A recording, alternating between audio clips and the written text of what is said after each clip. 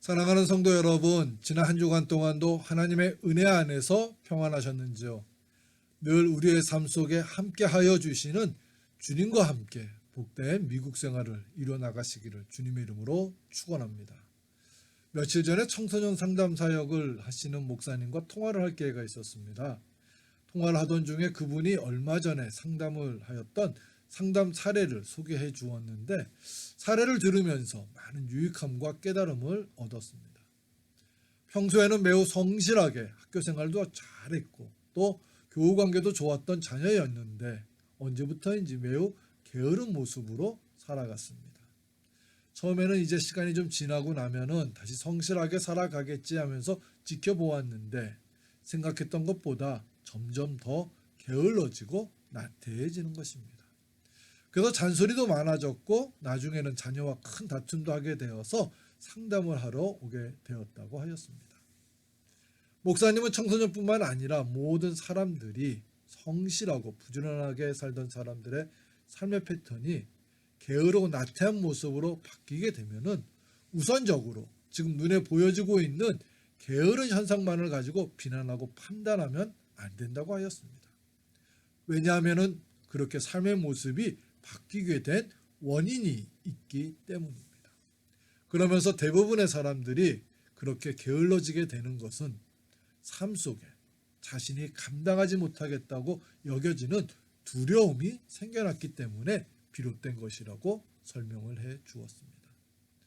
그렇기 때문에 무조건 게으르다고 게으른 것만을 지적하며 비난하면서 앞에서처럼 큰 갈등을 갖게 됩니다. 성도 여러분, 사탄은 두려움이라는 무기를 통하여 우리들의 믿음 생활을 병들게 만듭니다. 두려움을 갖게 되었을 때 우리들은 앞의 사례처럼 무기력해지면서 게을러지게 됩니다. 그래서 강하고 담대한 모습으로 삶을 이뤄나가지 못하게 됩니다. 그렇기 때문에 우리들이 행복하고 건강한 삶을 유지하기 위해서는 먼저 사탄이 주는 두려움을 이겨내려는 결단과 노력을 하여야 합니다. 오늘 주신 말씀은 두려움을 이겨낼 수 있는 방법을 가르쳐 주시는 하나님의 말씀입니다. 모세는 여호수아를 데리고 이스라엘 백성 앞에 섰습니다. 그리고 이제 자신은 가나안 땅에 함께 들어가지 못하겠지만 여호수아와 함께 가나안 땅에 들어가라고 하였습니다. 그러면서 가나안 땅에 들어가서 땅을 정복해 나갈 때 두려움을 갖지 말라고 권면하였습니다. 너희는 강하고 담대하라. 두려워하지 말라. 그들 앞에서 떨지 말라. 이는 내 하나님 여호와 그가 너와 함께 계시며 결코 너를 떠나지 아니하시며 버리지 아니하실 것임이라 하고, 오늘 주신 말씀을 살펴보면 이스라엘 백성들에게 한 모세의 권면은 지금 우리들에게도 향하는 권면입니다. 그 이유는 우리들도 이스라엘 백성들처럼 조금만 환경이 바뀌면 두려워하면서 당황해하며 무기력해질 때가 많기 때문입니다.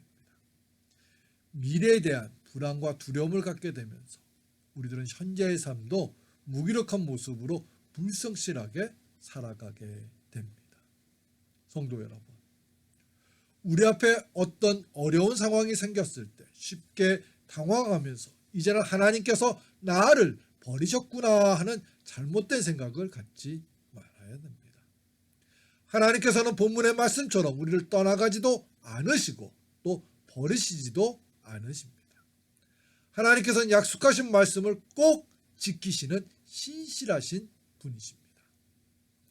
히브리서 6장을 보면은 하나님께서는 우리들에게 약속된 말씀을 주신 후에는 그 약속을 지키시려고 일부러 스스로 맹세까지 해주시는 분이라고 말씀하고 있습니다.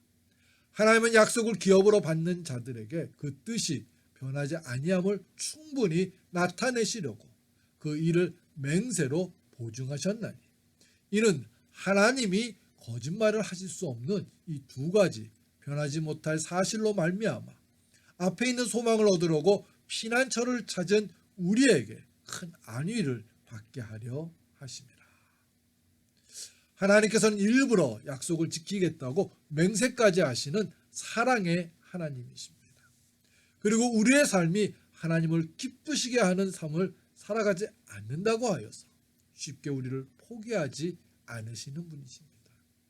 하나님께서는 도리어 그런 삶을 살고 있을 때에는 더욱 우리와 함께 하여 주시면서 우리로 하여금 하나님께서 원하시는 모습으로 살 수 있도록 인도하여 주십니다. 두려워하지 마십시오. 두려워하는 마음은 사탄이 주는 마음입니다. 사탄은 끊임없이 우리들에게 두려움을 갖게 하여서 우리로 하여금 하나님이 아닌 사탄을 순종하도록 유혹을 합니다. 우리들은 사탄의 유혹을 이겨내어야 합니다. 그럼 어떻게 할까요? 먼저 우리들은 더욱 하나님을 사랑하기를 노력해야 합니다.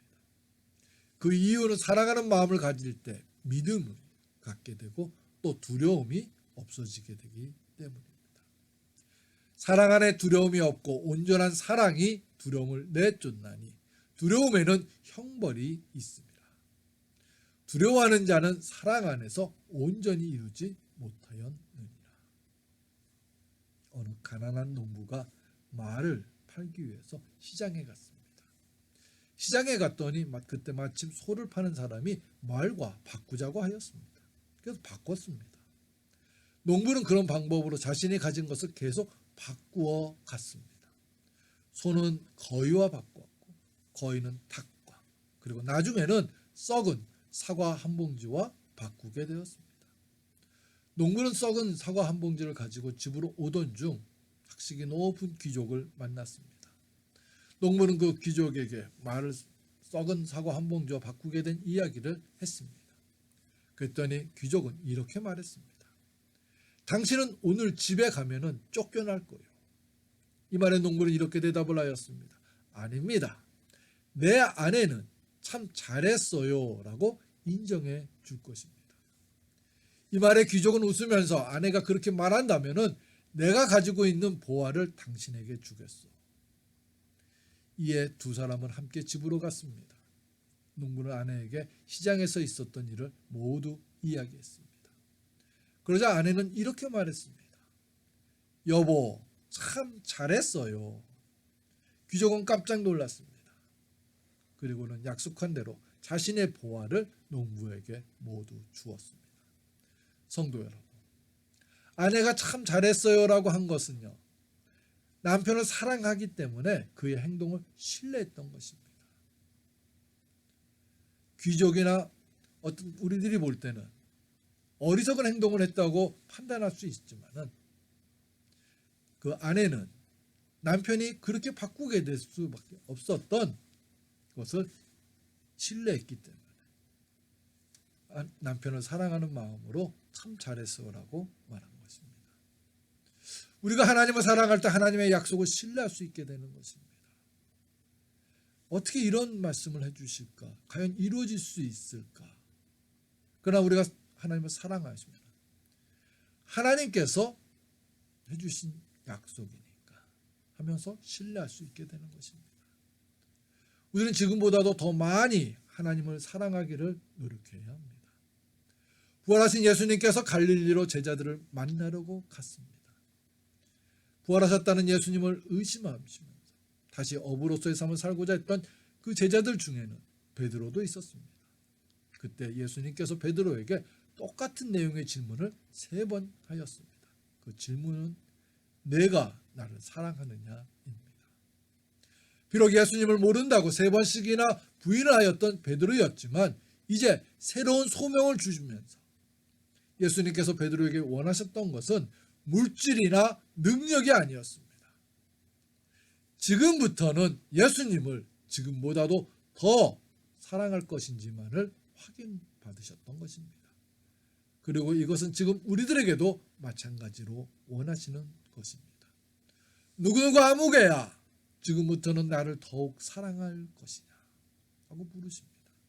그 질문에 여러분은 어떻게 답을 하실 것인가요? 베드로처럼 예수님을 사랑하겠다고 고백하는 저와 여러분들이 되시기를 축원합니다.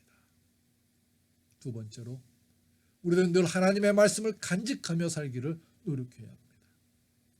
3절을 보면은 여호와께서 이미 말씀하신 것과 같이라고 하면서 모세는 하나님의 말씀을 기억하게 하면서 권면하였습니다. 모세는 왜 그렇게 한 것일까요? 모세가 그렇게 한 이유는 하나님의 말씀은 능력이 있음을 깨달았기 때문입니다. 모세는 지도자로서 자신이 가지고 있었던 권위를 내세우면서 두려워하지 말라고 백성들을 권면할 수도 있었습니다. 하지만 모세는 자신이 가지고 있는 권위보다 말씀의 권위를 더 앞세웠던 것입니다. 그래서 하나님께서 해주신 말씀을 다시 기억하게 한 것입니다. 그런데 모세가 그렇게 하기 위해서는 하나님의 말씀을 자신의 마음판에 깊게 새기는 수고가 있어야 했습니다. 성도 여러분, 우리들도 모세처럼 하나님의 말씀을 마음판에 깊게 새기면서 살기를 노력해야 합니다. 하나님의 말씀은 능력이 있습니다. 하나님의 말씀은 살아있고 활력이 있어 좌우의 날선 어떤 검보다도 예리하여 혼과 영과 및 관절과 골수를 찔러 쪼개기까지 하며 또 마음의 생각과 뜻을 판단하나니. 우리들이 두려움을 이겨내기 위해서는 하나님 말씀을 간직하며 살아가야 합니다. 내가 철저하게 하나님의 말씀으로 무장이 되어 있을 때 우리들은 사탄이 주려고 하는 두려움을 능히 이겨낼 수 있게 됩니다. 두려움을 이겨낼 수 있는 방법은 우리들이 지금보다 더 뜨겁게 예수님을 사랑하는 것과 더욱 열심히 하나님의 말씀으로 무장하는 것입니다. 지금 여러분들 앞에 도저히 감당할 수 없는 어려움이 생겨나서 놀랍고 두렵습니까? 이때에도 우리와 함께하고 계시는 예수님, 곧 하나님이 함께하고 계심을 신뢰하면서 강하고 담대하게 이 어려움을 이겨나가시는 길을 축원합니다. 두려워하지 말라, 내가 너와 함께함이라. 놀라지 말라, 나는 내 하나님이 됨이라. 내가 너를 굳세게 하리라. 참으로 너를 도와주리라. 참으로 나의 의로운 오른손으로 너를 붙들리라. 늘 우리의 삶 속에 함께 하시면서 우리의 삶을 책임져 주시는 하나님을 온전히 신뢰하며 살아가기를 결단하고 노력하는 저와 여러분, 우리 교회가 되시기를 주님의 이름으로 축원합니다. 우리 함께 기도드리겠습니다. 사랑의 주님, 순간순간 두려움을 엄습해올 때가 있습니다. 하나님, 사탄이 주는 두려움으로 인하여 낙심하며 나중에는 믿음을 포기하는 어리석은 삶을 살지 않게 해 주시옵소서. 성령님이시여, 우리 교회와 우리 성도님들의 삶 속에 더욱 함께하여 주셔서 우리가 하나님을 온전히 신뢰하며 하나님의 약속된 말씀을 온전히 믿으며 살아갈 수 있는 교회와 성도들이 되게 해 주시옵소서. 예수님의 이름으로 기도합니다.